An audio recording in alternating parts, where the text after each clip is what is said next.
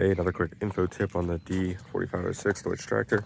Your front wheel mounting plate, it's probably not the correct word, but mine had all these threads messed up. Someone had gone through decades past and threw bolted a tire on there. I'm not sure what was going on. Either way, if you do need to get replacement wheel studs, they're definitely available in the US. This is what they look like. You can't have this cone be too big. A lot of the wheel lugs that are sitting right on the shelf at the auto parts store, that this cone is probably triple that length, much more conical, won't work. Again, at least the wheels that I have, which I'm guessing are probably similar to what a lot of people have.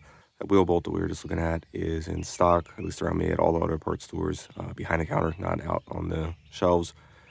It's an M14 1.5 symmetric fine thread, and it's Dorman part number 610318. Also, if you need to clean them up, pretty cheap. Was able to pick up a M14 by 1.5 tap. Able to chase those out and get these threads cleaned up so I could get the correct wheel studs on there. So yep, if you're working on a D4506 or Deutsch tractor, hopefully that helps you out. I know it can be a little hard to find info on these things. All right, thanks for watching.